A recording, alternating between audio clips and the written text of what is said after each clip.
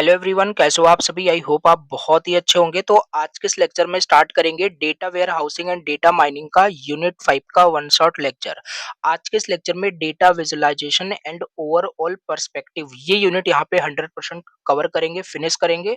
और इस यूनिट के बाद आपका यहाँ पे पूरा syllabus data warehouse and data mining का कंप्लीट हो जाएगा। ऑलरेडी हमने 4 यूनिट ऑलरेडी पढ़ लिया है, राइट। अगर अभी तक आपने नहीं देखा है तो जाके प्लेलिस्ट को देखना, वहां पे आपको चारों यूनिट मिल जाएगी। अच्छे से पढ़ लेना, ठीक है। अदर भी सब्जेक्ट का जाके वहाँ पे प्लेलिस्ट देख सकते हो। इजी लैंग्वेज में हर एक चीज आपको समझ में आएगी। और फर्स्ट टाइम चैनल पे विजिट किया प्लीज सब्सक्राइब करना और लेक्चर को प्लीज लाइक कर देना। चलिए स्टार्ट करते हैं लेक्चर को। ये रहा सिंपल आपके नोट्स, इजी वाले नोट्स जो यहाँ पे मैंने बना रखे हैं, ठीक है। तो इसका लिंक भी मैंने डिस्क्रिप्शन बॉक्स में दिया है, वहां से आप कंबाइंड नोट्स डाउनलोड कर सकते हो, यूनिट वाइज भी नोट्स डाउनलोड कर सकते हो। सो लिंक डिस्क्रिप्शन बॉक्स में दिया है, चेकआउट कर लेना। तो ये रहा सिंपल आपका unit 5 data visualization and data sorry overall perspective. देखो, मैं आपको बताऊं ये मस्ट है, राइट। थोड़ा मैं आपको एक चीज बता देता हूँ, आप कैसे पढ़ना है इस सब्जेक्ट को, ठीक है। यूनिट फर्स्ट पढ़ लेना पहले, फिर यूनिट यूनिट सेकंड पढ़ना, फिर यूनिट थर्ड पढ़ लेना, राइट। फिर उसके बाद यूनिट 5 पढ़ना, राइट। उसके बाद 4 यूनिट पढ़ना। ऐसा मैं क्यों बोल रहा हूँ, क्योंकि यूनिट 4 जो है ना काफी सारा, मतलब इसमें बोल सकते हो थोड़ा कंफ्यूजिंग यूनिट है, और न्यूमेरिकल वाइज देखोगे तो बहुत मतलब थोड़ा टफ टाइप का ये यूनिट है, राइट। तो पहले 4 यूनिट बहुत अच्छे से पढ़ लेना, ये थ्योरेटिकल है। और ये मैंने बहुत 100% मतलब बहुत इजी एक्सप्लेनेशन समझाए हैं। फोर्थ यूनिट थोड़ा कंफ्यूजिंग है, मे बी ना समझ में आए, बट उसे लास्ट में पढ़ना, ठीक है। तो चलो यहाँ पे पढ़ते हैं। और ये यूनिट जो है ना बहुत छोटी यूनिट है। ओवरऑल जो हमने 4 यूनिट पढ़ा ना वहाँ पे, उस ये लास्ट में एप्लीकेशन आ जाता है, मतलब कि सब्जेक्ट का पूरा एप्लीकेशन क्या है इसमें, वही सब हमें बहुत बेसिक बेसिक चीजें यहाँ पे पढ़नी है। चलो यहाँ पे पढ़ते हैं। तो पहला ही यहाँ पे देखो टॉपिक क्वेश्चन बोल लो, बहुत इंपॉर्टेंट है, एग्रीगेशन। क्या होता है एग्रीगेशन ये बताऊंगा, राइट, डायग्राम से। डेटा एग्रीगेटर क्या होता है, उसकी वर्किंग पूछी जाती है एग्जाम में, ये सब यहाँ पे पढ़ते हैं। तो एग्रीगेशन का मतलब क्या होता है, राइट। एग्रीगेशन का मतलब यहाँ पे ये होता है ना कि हमारे पास कोई लार्ज जो डेटा होता है, जो लार्ज अमाउंट ऑफ जो डेटा होता है, उसको हम क्या करते हैं, एग्रीगेशन की हेल्प से। एग्रीगेशन हमारे पास कुछ एग्रीगेशन फंक्शंस होते हैं, इनकी हेल्प से हम क्या करते हैं, जो लार्ज अमाउंट ऑफ डेटा होता है उसको स्मॉल पार्ट्स में डिवाइड कर देते हैं। क्योंकि देखो लार्ज अमाउंट ऑफ जो डेटा होता है ना, उसको एनालिसिस करना थोड़ा डिफिकल्ट हो जाता है। जब उसे हम छोटे-छोटे पार्ट्स में डिवाइड कर देते हैं तो उसपे हम इजीली एनालिसिस कर सकते हैं। ये होता है, कौन करता है, ये एग्रीगेशन हमारे पास होता है, ठीक है। समझ में आ गया, ठीक। कि लार्ज अमाउंट ऑफ डेटा को स्मॉलर में कन्वर्ट कर देते हैं, ठीक है। Why do we need aggregation, okay. तो सिंपल सी बात है, बहुत बड़ा डेटा होता है, डिटेल डेटा होता है, तो डिफिकल्ट हो जाता है अंडरस्टैंड करना। इस वजह से देखो यहाँ पे डायग्राम बना देना अच्छे से। लार्ज डेटा सेट था, राइट, इसको हमने कंबाइन किया, राइट। अलग अलग सोर्सेस से डेटा आएगा उसे हम कंबाइन करेंगे, फिर राइट इसमें समराइजिंग होगा, फिर एक्सट्रैक्ट। यहाँ पे ईटीएल वगैरह का कॉन्सेप्ट सब यूज हो रहा है, right. Extract, transfer, transformation, load, सब बताया है, समझ में आ रहा होगा। फिर यहाँ पे लास्ट में क्या होता है कि जो भी डेटा होगा हमारे पास समराइज डेटा, उस पर हम क्या करेंगे, एनालिसिस करते हैं। एग्रीगेशन का कॉन्सेप्ट 100% यहाँ पे क्लियर है, ठीक है। अब बात करते हैं, एक एग्जांपल भी यहाँ पे समझ लेते हैं ना। तो एग्जांपल देखो, जैसे मान लेते हैं डेली सेल जो हो रहा है, राइट। या मतलब ऐसा हो सकता है, जो भी डेली सेल्स होते हैं, राइट। तो ये हो सकता है लार्ज अमाउंट ऑफ डेटा हो, तो हम क्या करेंगे, इसको एग्रीगेशन मतलब की हेल्प से क्या करेंगे, इसको हम स्मॉलर पार्ट्स में कर देंगे। मे बी मतलब कि देखो, डेली सेल्स कैलकुलेट करने से अच्छा है, डेली बार बार डेली सेल्स को कैलकुलेट करो, उसको एनालिसिस करो, इससे अच्छा है वीकली सेल्स क्या करो, एनालिसिस करो, ये ज्यादा अच्छा होता है। वीकली भी मतलब बहुत वो हो जाएगा, तो मंथली कर सकते हो, राइट। तो ये चीज होती है एग्रीगेशन, ठीक है। तो अलग अलग सेल्स को नहीं एनालिसिस करना है, उसको कंबाइन कर दो, ठीक है, फिर उसे एनालिसिस करो। जैसे मार्क्स ऑफ स्टूडेंट्स का, राइट, इसका एवरेज मार्क्स निकालना है तो डायरेक्ट हम करते हैं, कैलकुलेट करते हैं। तो ये था एग्रीगेशन। अब यहाँ पे समझते हैं डेटा एग्रीगेटर का मतलब क्या होता है, ठीक है। डेटा एग्रीगेटर आपका एक टूल है, राइट, एक सिस्टम है जो यूज होता है बेसिकली एग्रीगेशन में। क्या करने के लिए, वही डिफरेंट डिफरेंट जो सोर्सेस से जो डेटा आएगा ना, वो डेटा एग्रीगेटर की हेल्प से कलेक्ट किया जाएगा। फिर और इन सारे डिफरेंट डिफरेंट सोर्सेस से जो डेटा है इसको कंबाइन किया जाएगा, फिर इसको समराइज किया जाएगा, राइट। तो ये सब हमारा डेटा एग्रीगेटर एक टूल होता है, बोल दो बस, ठीक है। तो एक्सट्रैक्ट करता है इंपॉर्टेंट इन्फॉर्मेशन को बड़े बड़े डेटा से ऑटोमेटिकली, ठीक है।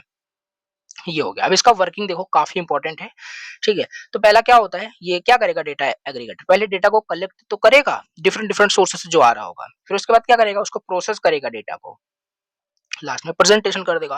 तो वही एक्सप्लेन करना है, कलेक्ट किया डेटा को from database, logs, mobile application, website, अलग अलग मतलब सोर्सेज से, फिर कंबाइन करेगा अलग अलग सोर्सेज जो डेटा आ रहा होगा उसे एक फॉर्मेट में क्या करेगा, कंबाइन कर देगा, ठीक है।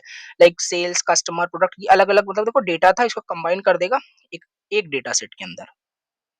अब फिर क्या होगा, फिर समराइज़ करेगा डेटा को, sum, average, count, max, mean, right? जैसे अलग जितनी सेल हमारे पास यहाँ पे आई थी अलग-अलग डेटा का, राइट? कंबाइन कर दिया हमने एक चीज़ में। अब इसमें हम क्या कर सकते हैं, एग्रीगेटर फंक्शन लगा सकते हैं। मान लो हमें सारे सेल का सम निकालना है, तो सम फंक्शन हमारे पास होता है, एक डेटा सेट को इनपुट देंगे, ये सम कैलकुलेट करके दे देगा, ठीक है? तो समझ पा रहे हो आई थिंक, तो ये चीज़ें हैं हमारे पास, राइट? वर्किंग क्या होता है डेटा एग्रीगेटर का, राइट? ये काफ़ी इंपॉर्टेंट था, ओके? तो ये हो गया आपका यहाँ पे एग्रीगेशन, राइट? एग्रीगेशन आपको समझ में आ गया? ठीक है। और हाँ, एक चीज़ यहाँ पे देखो, ये जो चीज़ें यहाँ पे ऐड हो गई ना, डेटा जनरलाइज़ेशन, ये इस यूनिट का नहीं है। एक्चुअली ये मेरा ही मिस्टेक है। आई थिंक स्लाइड में एडिट करना ढंग से मतलब भूल गया, राइट? ये मतलब यूनिट 4 का टॉपिक यहाँ पे ऐड हो गया। तो मैं इसे हटा दूँगा। जब नोट्स डाउनलोड करोगे ना, तो ये हटा रहेगा, मतलब जो रहेगा वही आपको मिलेगा, ठीक है?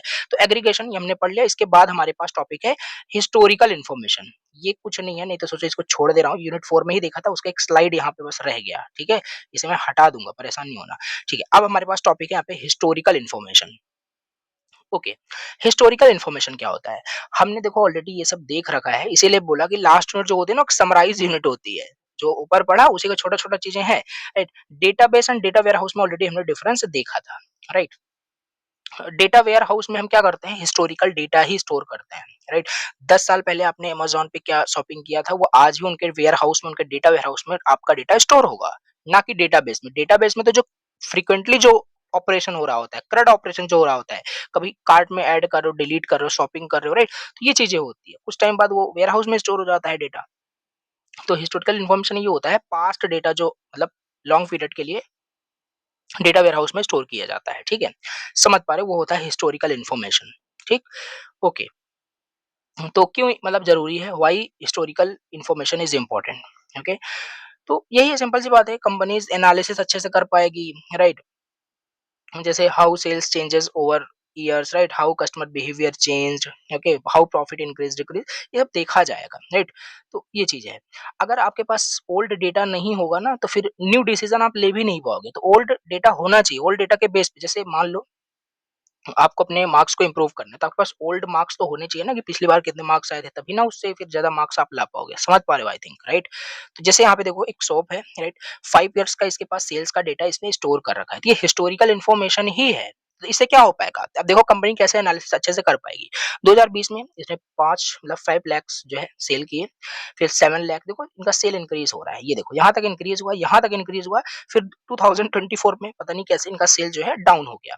तो ये ओल्ड मतलब डेटा से ही तो चीज़ें देखो कैलकुलेट कर रहे हैं, राइट? तो यही होता है सिंपल, राइट? तो यहाँ पे वही लिखा है, आपका हिस्टोरिकल इन्फॉर्मेशन क्लियर हो गया, राइट? ओके। अब बात करते हैं कहाँ पे ये हिस्टोरिकल इन्फॉर्मेशन स्टोर होता है। ये पास्ट जो मतलब लॉन्ग पीरियड के लिए जो भी डेटा होता है, कहाँ स्टोर होता है? सब बताया था आपको, डेटा वेयर हाउस में, राइट? डेटा वेयर हाउस में स्टोर होगा, राइट? तो ओएलटीपी यहाँ पे बेसिकली जो है अ, ओएलटीपी आपका डेटाबेस था, राइट? आपको पता है, ठीक है? तो ओएलटीपी में आपका नहीं स्टोर होता, डेटा वेयर हाउस में स्टोर होता है। ओके। सो ओएलटीपी ये डेटाबेस जो होता है, ये तो करंट डेटा स्टोर करता है। Okay, data warehouse past plus current दोनों को स्टोर करता है, और डेटा वेयरहाउस को आई थिंक ओएलएपी होता है, ठीक है? हाँ, ओएलएपी होता है, दोनों में डिफरेंस भी बताया था मैंने आपको, ठीक है? तो ये चीज़ है, यूज़ कहाँ करते हैं, मतलब ट्रेंड एनालिसिस के लिए, फोरकास्टिंग में, डिसीजन, मतलब लिख सकते हो, नोट्स रहेगा आपके पास, ठीक है? तो ये हिस्टोरिकल इन्फॉर्मेशन हमने यहाँ पे देख लिया। अब बात करते हैं यहाँ पे क्वेरी फैसिलिटी क्या होता है? What is query facility, right? यहाँ पे सिंपल कहने का यहाँ पे मतलब ये है ना, जो भी डेटा हम डेटाबेस में हमारे मतलब सॉरी, जो भी हमारे डेटा वेयर हाउस में जो भी डेटा हमारे पास स्टोर होगा, ठीक है? इस पे हम डेटा को एक्सेस करने के लिए, डेटा को गेट करने के लिए, डेटा को देखने के लिए, एनालिसिस करने के लिए कुछ क्वेरीज़ होती हैं। ऑब्वियस सी बात है, एसक्यूएल डेटाबेस आपने पढ़ा होगा, तो उसमें हम क्या करते हैं, डेटा को देखना है तो वहाँ पे हम सेलेक्ट क्वेरी यूज़ करते हैं, राइट? डिलीट करना है तो डिफरेंट डिफरेंट क्वेरीज़ होती हैं। तो वही हमारे पास क्वेरी की फैसिलिटी होती है, जिससे कि हम अपने वेयर हाउस के साथ क्या कर सकते हैं, इंटरैक्ट कर सकते हैं। That's it, right? तो वही लिखा है, क्वेरी फैसिलिटी का मतलब है ability of a data warehouse to allow users to ask questions and get answer from the data, वही ठीक है। तो वही लिखा है, मतलब क्वेरीज होता है, बस समझ पा रहे हो ना? तो ये चीज है, राइट? जैसे एक एग्जांपल है, जैसे मान लेते हैं गूगल हमारा एक डेटाबेस है, जस्ट इमेजिन, राइट? आप उस डेटाबेस में आपको कुछ चीजें एक्सट्रैक्ट करनी है, निकालनी है, तो आप क्वेरी ही तो करते हो वहां पे। मान लो आपने भी गूगल पे जाकर सर्च किया edu shine classes notes, ये क्वेरी आपने दिया, और ऑलरेडी अब वहाँ पे डेटाबेस में काफी सारे नोट्स अपलोड कर रखा हूँ, तो यहाँ पे क्या होगा, सारा वहाँ पे नोट्स आ जाएगा, ठीक है? तो ये क्वेरी फैसिलिटी ही होती है। बिना क्वेरी के आप इंटरेक्ट नहीं कर सकते विथ डेटा वेयर हाउस, ठीक है?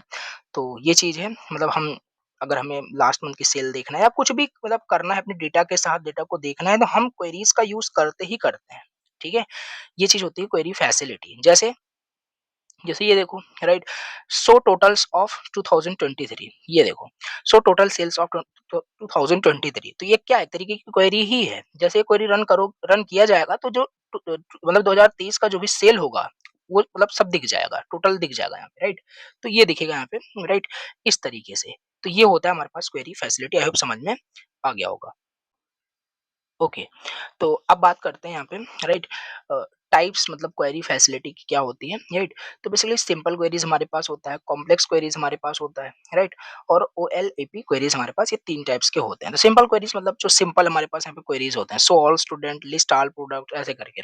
कॉम्प्लेक्स क्वेरीज हमारे पास होता है, so sales by month for the last 3 years, right. तो ये चीज हमारे पास है, तो ये कॉम्प्लेक्स क्वेरीज थोड़ा हो जाता है, राइट। और OLAP queries, roll up, drill down, अभी ये इसके ऑपरेशन में आगे आपको बताने वाला हूँ, तो ये सब डिटेल में आएगा। बेसिकली डीप एनालिसिस के लिए हम ओएलएपी क्वेरीज रन करते हैं। ओके, आ गया यहाँ पे वही, राइट, ओएलएपी और इसके डिफरेंट डिफरेंट ऑपरेशन फंक्शंस यहाँ पे हम हमें समझने हैं, राइट। ओएलएपी क्या होता है बेसिकली? ऑनलाइन एनालिटिकल प्रोसेसिंग, इसे समझते हैं। ओके, तो ओएलएपी हम समझ रहे थे। देखो, ऑनलाइन एनालिटिकल प्रोसेसिंग, इसका फुल फॉर्म होता है, एक टेक्नोलॉजी है जो यूज होता है बेसिकली डेटा वेयर हाउस में, वही लार्ज अमाउंट ऑफ डेटा को एनालाइज करने के लिए, राइट, बहुत जल्दी, राइट। तो एक टूल है बेसिकली, सारा मतलब डेटा वेयर हाउस में यूज होता है, राइट, एनालाइज करने के लिए large amount of data quickly. Okay, इसे हम फास्ट एनालिसिस कर सकते हैं, मल्टी डायमेंशनल व्यूज मतलब एनालिसिस कर सकते हैं, रिपोर्ट जनरेट हो सकता है, ठीक है। अब बात करते हैं यहाँ पे कि why O L A P is important, right, because देखो नॉर्मल जो डेटाबेस होता है जो कि ओ एल टी पी था, राइट, ये हैंडल नहीं कर सकता कॉम्प्लेक्स क्वेरीज, और इसमें हिस्टोरिकल इन्फॉर्मेशन तो नहीं होता है, right, multi dimensional views possible नहीं, इस वजह से हमारा O L A P important है। जैसे कि हम fast reporting, multi level summarization, बहुत सारी चीजें कर सकते हैं, लार्ज डेटा को हैंडल कर सकते हैं। तो जैसे यहाँ पे दिया है, देखो समझो यहाँ पे ये मैंने आपको डेटा क्यूब भी बताया था, right, unit I think second third, ये चीजें बताई थी, राइट। तो यहाँ पे वही बता रहा है कि जो O L A P cube होता है, right, O L A P data cube जो होता है स्टोर करता है डेटा को मल्टीपल डायमेंशन में, राइट, क्योंकि लार्ज अमाउंट ऑफ डेटा होगा तो अलग अलग डायमेंशन में डेटा स्टोर हो रहा होगा, time, product, location, customer, right, time और product, location, right, customer, right, इस तरीके से दिस अलाउज मतलब analysis like sales by year, sales by region, sales by product category. तो ये हमारे पास होता है। ओके, बात करें इसमें बहुत सारे ऑपरेशंस होते हैं, मेनली 5 ऑपरेशन होते हैं, तो वो समझते हैं। पहला हमारे पास है रोल अप, मतलब कि एक समराइज करना, जो भी डेटा है, राइट, जो भी मल्टी डेटा है उसको समराइज करना। रोल अप का मतलब है go up the hierarchy, summarize the data. Okay, summarize करने के लिए यहाँ पे रोल अप, यहाँ पे कमांड यूज करते हैं, ऑपरेशन यूज करते हैं, ठीक है। ड्रिल डाउन हमारे पास होता है जो कि डिटेलिंग के लिए, इसे क्या होता है, कंप्लीट हमें पूरा डिटेल, पूरा डिटेल मिल जाता है यहाँ पे, गो डीपर, राइट, सो मोर डिटेल्स, राइट, ये हो जाएगा ड्रिल डाउन। तीसरा हमारे पास स्लाइस होता है, select single value of one dimension, ठीक है। तो ये चीज़ होता है, हम इसमें स्लाइस ऑपरेशन यूज़ कर सकते हैं। इसके बाद हमारे पास है डाइस कमांड, राइट, इसका मतलब है सिलेक्ट रेंज और सबसेट ऑफ डायमेंशन, बस याद रखना कि ये एक मतलब ऑपरेशन क्या कर रहा है बस, राइट। जैसे हमें सेल देखना है 2021 से 23 के बीच, तो हम डाइस कमांड वहाँ पे यूज़ करते हैं, ऑपरेशन यूज़ करते हैं, ठीक है। रोटेट हमारे पास होता है पाइवोट, यानी कि rotate the data to view it from the different angles, right, हम रो कॉलम को चेंज कर देते हैं, मतलब कि यहाँ पे जो डेटा है उसको देखने का जो एंगल है, व्यू है, उसे हम यहाँ पे रोटेट करते हैं, right, with the help of the पायोट, right. ये हो जाएगा हमारे पास, समझ में आ गया। वो एलएपी क्या है, ऑपरेशन इंपॉर्टेंट है, इसको अच्छे से समझना, ठीक। अब बात करते हैं ओएलएपी सर्वर क्या होता है, राइट। देखो, ओएलएपी सर्वर एक सिस्टम है that process OLAP queries such as roll up, drill down, slice, dice, pivot, right. तो काफी सारी जो क्वेरीज होती है ना, वो ये मतलब बेसिकली ये सर्वर ही वो क्या करता है, प्रोसेस करता है, ठीक है। तो ओएलएपी के ऑपरेशन में हमने ये सारे देखे थे, राइट, ऑपरेशन होते हैं, ये सारे ऑपरेशन जब एग्जीक्यूट होंगे तो ये ओएलएपी सर्वर ही इसे एग्जीक्यूट करेगा, प्रोसेस करेगा, right. It stores data either relational tables में या मल्टी डायमेंशनल क्यूब्स में। तो बेसिकली जब हम डेटा वेयर हाउस में एनालिसिस कर रहे हैं ना, तो उसका ये मतलब ब्रेन होता है, ये सर्वर ही सब कुछ करता है वहाँ पे, ठीक है? ये हो गया 3 टाइप्स के मेन हमारे इसके टाइप्स होते हैं, सर्वर होते हैं ओएलएपी के, राइट? पहला होता है आरओएलएपी, राइट? आरओएलएपी, राइट? रिलेशनल बोल सकते हो अ, ओएलएपी, राइट? फिर होता है मल्टी डायमेंशनल ओएलएपी, फिर इसके बाद हाइब्रिड ओएलएपी होता है, वो डायग्राम वाइज जिसे हम समझने की कोशिश करेंगे, ठीक है? तो देखो, पहला हमारे पास यहाँ पे है आरओएलएपी, राइट?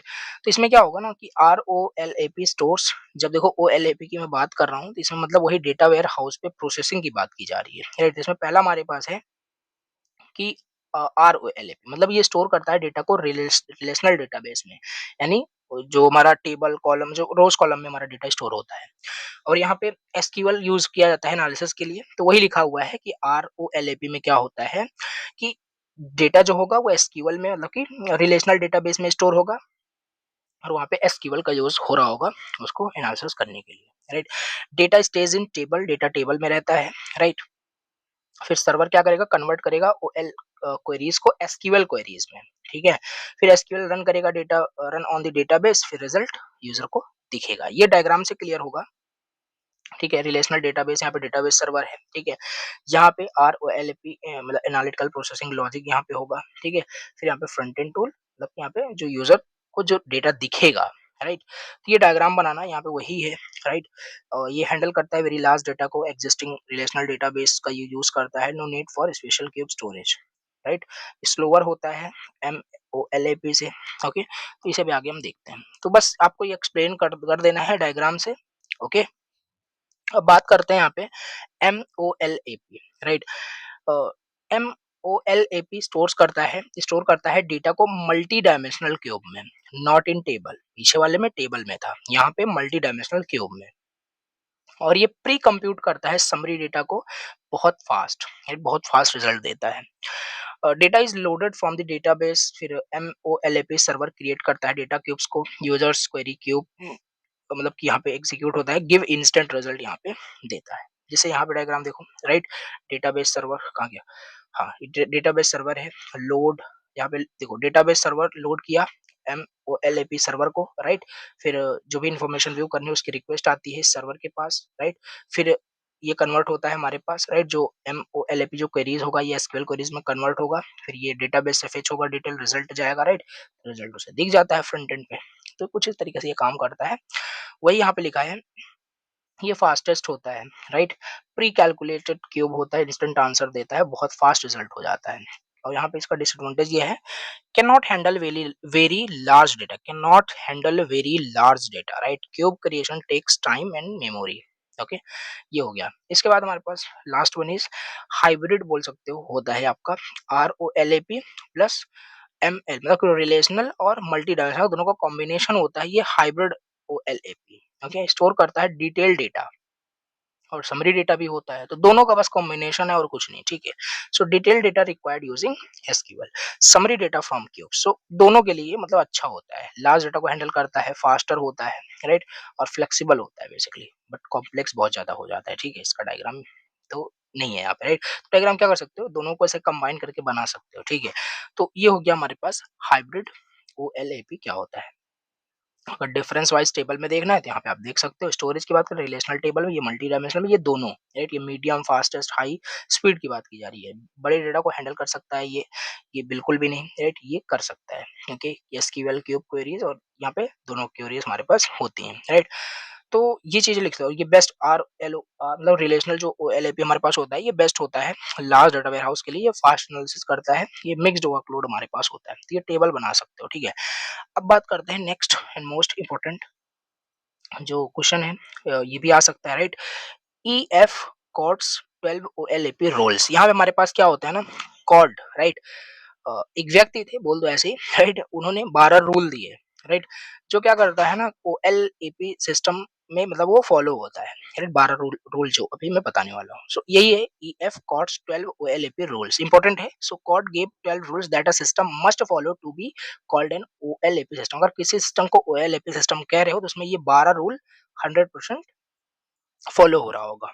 तो आओ इसे देखते हैं। तो पहला हमारे पास है multi dimensional conceptual view. Yes, इसमें हमने ऑलरेडी बात किया कि जो ओएलएपी होगा ये लार्ज डेटा वेयर हाउस होता है, ठीक है? इसमें multi dimensional conceptual view, multi dimensional में डेटा स्टोर होता है, वही यहाँ पे कह रहा है। ट्रांसपेरेंसी यहाँ पे होगा, user should not worry about where data is stored and how it is processed, right? Everything सब ऑटोमेटिक होता है यहाँ पे। एक्सेसिबिलिटी यहाँ पे हो जाएगा, right? Users should get data easily with using one interface without complex steps. Consistent reporting performance, report should not be report should be generated quickly even when data grows large। ये हो गया। Client server architecture follow होता है। Generic डायमेंशनलिटीज हमारे पास यहाँ पे होती है। Dimension should behave similarly without restrictions, okay? तो ये हमारे पास 12 रूल्स होते हैं, आगे और भी है। तो dynamic sparse matrix handling, systems must handle sparse data, okay? Multi user support होता है, many users should be able to work at the same time without slowing down, okay? Unrestricted cross dimensional operation होता है, users should combine data from any dimensional easily, right? Intuitive मतलब यहाँ पे है data manipulation, okay? Users should perform operation easily like drag and drop, roll up, drill down, slice, dice, ये flexible reporting, फिर unlimited dimension and aggregation level। ये देखो rule है, basically बोल सकते हो पॉइंट, बस आपको ये 12 को 12 याद होने चाहिए, ठीक है? वो एलएपी कहीं पे दिखा, रूल भी आपको वहाँ पे पूछा जा सकता है, तो ये मतलब 12 मतलब पॉइंट आपको याद होने चाहिए, राइट?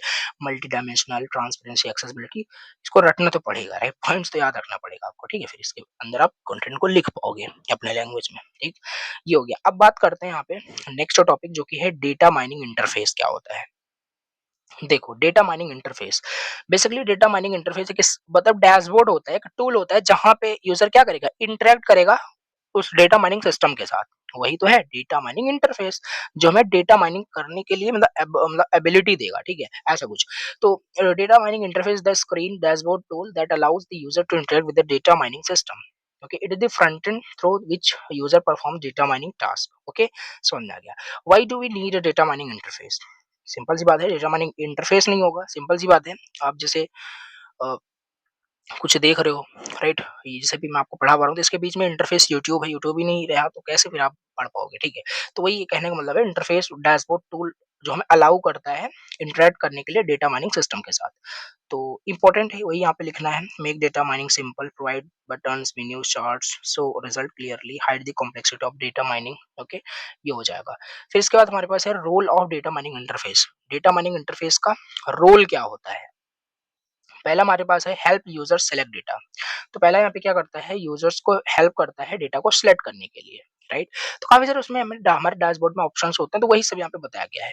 तो उसमें क्या कर सकते हैं, उस डैशबोर्ड से हम किसी भी मतलब डेटा का किसी भी यूजर्स का डेटा सिलेक्ट कर सकते हैं, राइट? कुछ इस तरीके से, ओके?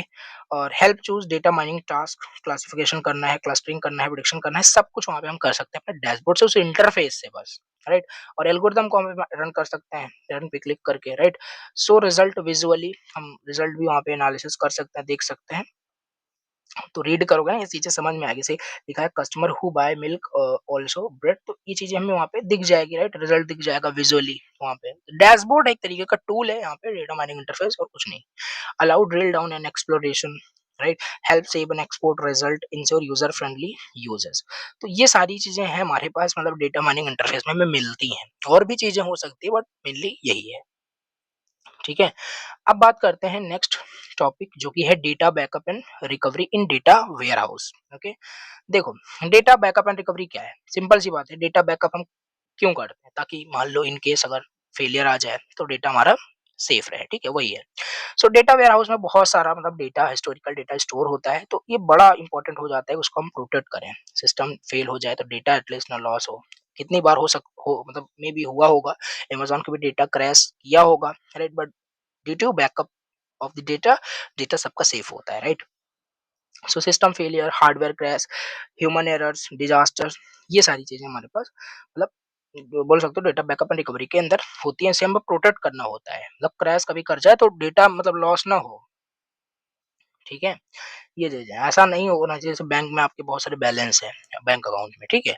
अब मे बी किसी फॉर द सम रीजन की मतलब बैंक का जो है बैंक क्रैश कर गया, मान लो बैंक का सर्वर क्रैश कर गया, तो आपका अमाउंट जीरो नहीं हो जाए वहाँ, राइट? तो ऐसा कुछ, तो इसको प्रोटेक्ट करना होता है, इसीलिए हम बैकअप एंड रिकवरी यूज करते हैं। ये कॉन्सेप्ट बहुत जगह यूज होता है। डेटा बैकअप मतलब वही लिखा है कि हम डेटा का ना जो एक्चुअल डेटा होता है उसकी कॉपी बना के रखते हैं, राइट? स्टोरिंग इट सेफली, ठीक? तो पूरा बैकअप लेना, राइट? इंक्रीमेंटल बैकअप, तो काफ़ी सारे टाइप्स मतलब बैकअप यहाँ पे हम ले सकते हैं। पूरे वेयरहाउस का भी कॉपी मतलब रख लो, राइट? या incremental backup only change data का बैकअप ले लो। शेड्यूल बैकअप डेली, वीकली ये सब ले सकते हो। ऑफ साइट बैकअप भी ले सकते हैं। Replication data is copied to another server in real time. This is data backup. Okay, अब ओरिजिनल डेटा कभी लॉस होगा तो जो बैकअप जो कॉपी बना के रखे हैं उसी से हम रिस्टोर कर लेंगे। That's it, right? ये चीज है। डेटा रिकवरी, रिकवरी का मतलब है रिस्टोर करना द लॉस्ट और the damage data from the backup. वही अभी ऊपर ही मैं समझा, अगर डेटा लॉस हो गया तो उसे क्या करना, रिस्टोर करना। रिस्टोर मतलब वो रिकवरी करना उसका, यही होता है डेटा रिकवरी। ठीक, समझ में आ गया होगा? ठीक है, डेटा बैकअप रिकवरी क्या है। अब बात करते हैं नेक्स्ट टॉपिक, जो कि है ट्यूनिंग। डेटा वेयर हाउस में क्या होता है और टेस्टिंग मतलब कैसे करते हैं हम डेटा वेयर हाउस की, देखते हैं। Tuning in data warehouse का मतलब क्या होता है, देखो। ट्यूनिंग का मतलब यहाँ पे होता है ना, जो भी डेटा वेयर हाउस है ना उसकी परफॉर्मेंस को बढ़ाना। दैट्स इट, इतना ही मतलब है ट्यूनिंग का। ट्यूनिंग का मतलब डेटा वेयर हाउस की परफॉर्मेंस को इंक्रीज करना, that is called tuning, right? So that, अब क्यों हम परफॉर्मेंस बढ़ा रहे हैं, क्योंकि क्वेरीज डेटा वेयर हाउस में बहुत जल्दी से रन हो पाए, हमें रिस्पॉन्स अच्छे से जल्दी से मिल पाए, वही हमारे पास ट्यूनिंग होता है। वही लिखा है कि डेटा वेयरहाउस को सबसे फास्ट स्मूथर बनाना, ये होता है। कैसे बना पाएंगे हम, कैसे वहां पे मतलब ट्यूनिंग कैसे होती है, देखो। इंडेक्सिंग कर सकते हैं हम डेटा वेयरहाउस में। इंडेक्स क्रिएट कर देंगे तो with the help of the indexes हम क्या कर सकते हैं, सर्च कर सकते हैं बहुत फास्ट। एक रियल लाइफ एग्जांपल बुक का ले सकते हो, राइट? बुक में क्या होता है, फ्रंट पेज पे आपने देखा होगा, मतलब टेबल ऑफ कंटेंट दिखता है, ये चीज पढ़ना है तो इस पेज नंबर पे चले जाओ, इस पेज नंबर चले जाओ। तो इंडेक्सिंग ही है। ऐसा नहीं कि वन बाय वन आप पेज ऐसे पलटने बैठे हो फिर कहीं पे आपका ओपन हो रहा है, तो इससे अच्छा आप इंडेक्सिंग का यूज कर लो, इसी में डायरेक्ट ओपन कर लो बुक को, समझ पा रहे हो, राइट? ऐसा कॉन्सेप्ट हमारा डेटा वेयर हाउस में ही होता है, राइट? पार्टिशनिंग हो जाती है, breaking big tables into smaller parts, right? Fast access के लिए। क्वेरी ऑप्टिमाइजेशन हमारे पास होता है, improving SQL queries so they run faster. और यूजिंग एग्रीगेटेड टेबल्स हमारा यहाँ पे यूज होता है, right? Pre calculated summary data to reduce computational time, right? Hardware tuning भी हम यहाँ पे कर सकते हैं। ओके, मतलब कि ज्यादा रैम सीपीयू यूज कर लो, ज्यादा रैम तो ज्यादा अच्छे से परफॉर्मेंस हो पाएगा उसका, तो मतलब इंक्रीज करना उसके परफॉर्मेंस को। इन सब तरीके से हम ट्यूनिंग करते हैं। कैसिंग कॉन्सेप्ट वहाँ पे यूज कर, load balancing one of the most important, distributing work across different different servers, no single server become slow. ये हमारे पास देखो 7 पॉइंट्स अगर ट्यूनिंग आए तो 7 पॉइंट्स आप डिटेल में एक्सप्लेन कर सकते हो, ठीक है? अब बात करते हैं टेस्टिंग, कैसे हम डेटा वेयर हाउस को टेस्ट करते हैं। टेस्टिंग मतलब यही चेक करना कि जो डेटा वेयर हाउस है अच्छे से काम कर रहा है कि नहीं कर रहा है, कोई दिक्कत तो नहीं है, कोई एरर तो नहीं दे रहा है, करेक्टली एक्यूरेटली सब काम कर रहा है कि नहीं कर रहा है, इसी को टेस्ट करना बेसिकली टेस्टिंग होता है। सिंपल। ओके, तो वही लिखा है, making sure the data warehouse is correct and error free. कैसे करेंगे, अरे डेटा वेयर हाउस में टेस्टिंग कितने कैसे हो सकती है, देखो। डेटा एक्यूरेसी टेस्टिंग मतलब यहाँ पे हम कर सकते हैं, मतलब कि check if data loaded is correct and match source system और नॉट। डेटा कंप्लीटनेस टेस्टिंग, ऐसा नहीं कोई रिकॉर्ड में कोई वैल्यू मिसिंग है। एक टेबल है, राइट? इसमें name, email, mobile number store हो रहा है। एक यूजर का data name, email, mobile number store हुआ, कोई दिक्कत है। दूसरा यूजर का data name, email, phone number store ही नहीं हुआ, तो ये सब इंश्योर करता है, मतलब कि सब कंप्लीट होना चाहिए, ठीक है? ETL testing, extract, transformation, load, right? सब करेक्ट होना चाहिए, अच्छे से एक्सट्रैक्ट हो, अच्छे से ट्रांसफॉर्म, अच्छे से लोड हो। स्टार्टिंग से देख रहे हो, सब कॉन्सेप्ट क्लियर होगा आपका, ठीक है? परफॉर्मेंस टेस्टिंग यहाँ पे हम करेंगे। इंटीग्रेशन टेस्टिंग यहाँ पे हो जाती है, right? Connectivity between ETLs, OLAP, right? क्योंकि ये क्या करता है, यही आपके डेटा वेयर हाउस में डेटा को स्टोर करता है, लोड करता है। तो इनके बीच में इंटीग्रेशन अच्छा होना चाहिए, तभी हो पाएगा, ठीक है? इसके बाद है सिक्योरिटी टेस्टिंग। ओके, फिर यूजर एक्सेप्टेंस टेस्टिंग हमारे पास होती है। तो इतने टाइप्स की टेस्टिंग यहाँ पे हम कर सकते हैं वेयर हाउस में, ठीक है? अब बात करते हैं यहाँ पे एप्लीकेशन एंड सिक्योरिटी। देखो, डेटा वेयर हाउस के एप्लीकेशंस कहाँ-कहाँ हैं, मतलब डेटा वेयर हाउस कहाँ-कहाँ यूज़ होते हैं। सिंपल सी बात है, डेटा वेयर हाउस जब नाम आ जाए तो large amount of data mind में आता है, तो ये अब कहाँ-कहाँ यूज़ होगा, बिज़नेस मार्केटिंग में यूज़ होगा। सिंपल सी बात है, बोल सकते हो अमेज़न का भी एक डेटा वेयर हाउस होगा, वो भी एक बिज़नेस है, राइट? ई-कॉमर्स बिज़नेस है, मार्केटिंग टाइप की है, तो क्या है, तो उनका भी वहाँ पे यूज़ हो रहा होगा 100%, ठीक है? बैंकिंग फाइनेंस में यूज़ होता है, रिटेल एंड ई-कॉमर्स में, हेल्थ केयर में, गवर्नमेंट, टेलीकम्युनिकेशन, एजुकेशन में। एप्लीकेशन आए तो ये सब डिटेल में एक्सप्लेन कर देना वहाँ पे, पॉइंट से लिख के नहीं आना है, ठीक है? तो ये हो गया एप्लीकेशन।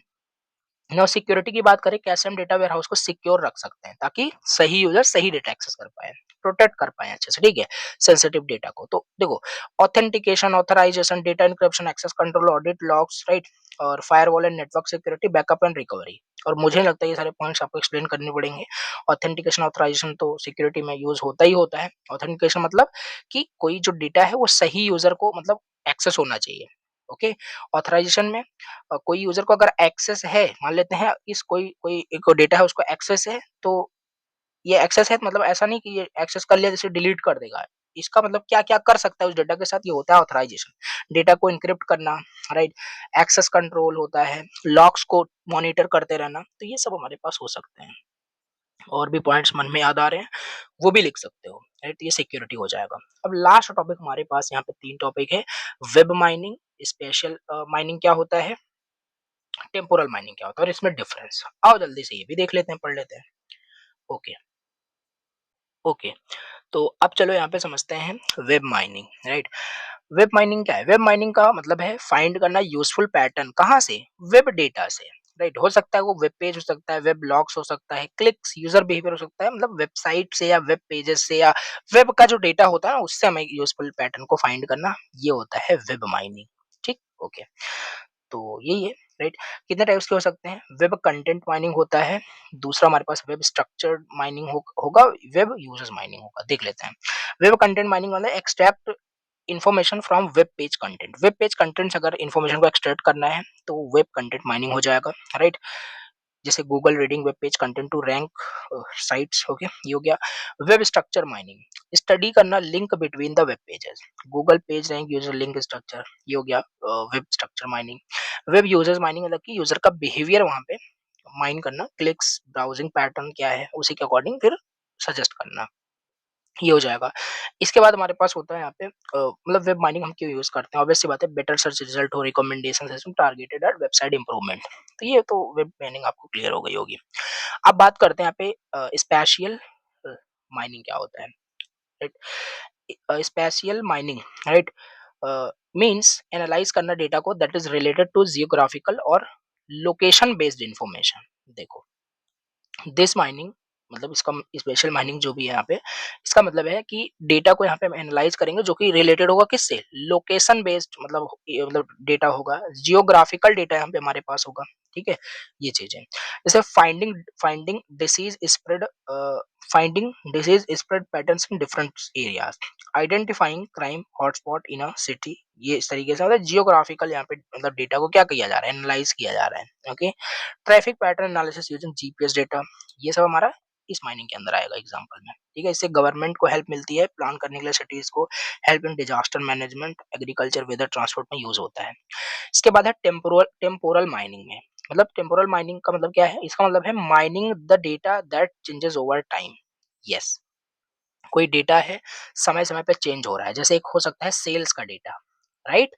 सेल्स आज मान लेते हैं 10 सेल है, कल मान लेते हैं इन फ्यूचर 20 सेल, मतलब कि सेल आपका ये जो डेटा है ना ये ओवर टाइम चेंज होता है, राइट? तो यहाँ पे टेम्पोरल माइनिंग का मतलब है कोई भी मतलब सेल्स का जैसे डेटा होता है वो मतलब हो रहा होता है यहाँ पे, जो भी सेल्स का डेटा है ओवर टाइम। ठीक है, तो ये हो जाएगा हमारे पास टेम्पोरल माइनिंग। ठीक, जैसे सेल्स का डेटा हो गया, स्टॉक मार्केट मार्केट का एनालिसिस हो गया, तो ये चीजें हैं। ठीक, तो समझ में आ गया होगा। ठीक है, तो तीनों में डिफरेंस देख लो, यहाँ पे तीनों में नहीं, दो में बेसिकली आता है, स्पेशल माइनिंग और टेम्पोरल माइनिंग में। इसका मीनिंग क्या था, माइनिंग ये रिलेटेड है लोकेशन ज्योग्राफी से, और ये ओवर टाइम जो चेंज हो रहा है उससे, right? Focus where things happen, कब चीजें ये होती है इस पे फोकस करता है। ये maps, GPS type of data हमें बता सकते हो। ये daily monthly map time series data को हैंडल करता है। एग्जांपल्स है crime hotspot in city, disease spread in areas, इसको एनालिसिस करने के लिए दिस स्पेशल माइनिंग का यूज करते हैं। सेल्स ट्रेंड ओवर ईयर्स, ये हो गया। गोल क्या है, find special patterns based on the location, find time based patterns, trend sequences, city planning, okay, forecasting में स्पेशल क्लस्टर इसका आउटपुट होगा, टाइम ट्रेंड्स, ये है मतलब कि ये चीज देखो आपको डिफरेंस याद रख लेना है। ठीक है, पॉइंट्स वाइज। तो ये हो गया आपका यूनिट 5 का कंप्लीट वन शॉट फिनिश। अब मैं जल्दी से आपको एक बार सिलेबस इसका दिखा देता हूँ, राइट? हर एक टॉपिक यहाँ पे मैंने कवर कराए हैं। ठीक है, तो ये रहा सिंपल आपका सिलेबस, यूनिट 5 डेटा विजुअलाइजेशन, ये यहाँ तक आपका यूनिट का नाम था, और ये यहाँ से आपका टॉपिक है। अब देखोगे ना हर एक टॉपिक मैंने आपको यहाँ पे पढ़ा दिए हैं, राइट? कवर हो गया 100%। ओके, तो इस तरीके से आपका हो गया data warehousing and data mining का कंप्लीट सिलेबस फिनिश। राइट? जाके अच्छे से देखो, मैंने जो सीक्वेंस आपको बताया था, यूनिट फर्स्ट पढ़ो, फिर सेकंड पढ़ो, फिर थर्ड पढ़ो, देन 5 पढ़ो, देन 4 पढ़ो। इस तरीके से पढ़ोगे ना तो हर एक चीज़ आपको समझ में आ जाएगी ईज़िली, राइट? तो ये था कंप्लीट वन शॉट। अगर लेक्चर समझ में आया तो प्लीज़ लाइक करना, प्लीज़ सब्सक्राइब करना फर्स्ट टाइम विज़िट किए हो, और कमेंट करके बताना अगर कोई भी डाउट होता है देन। चलो मिलते हैं, अब एक लास्ट वीडियो आएगी, राइट? जैसे मैं हमेशा हर मतलब सिलेबस, हर सब्जेक्ट के सिलेबस में लास्ट जो वीडियो होता है उसका इंपॉर्टेंट क्वेश्चन बता देता हूँ जो आपको एग्जाम में मिलता ही मिलता है, तो वो बताऊंगा आपको, ठीक है? तो ये हो गया, चलो मिलते हैं नेक्स्ट वीडियो में। Thank you so much.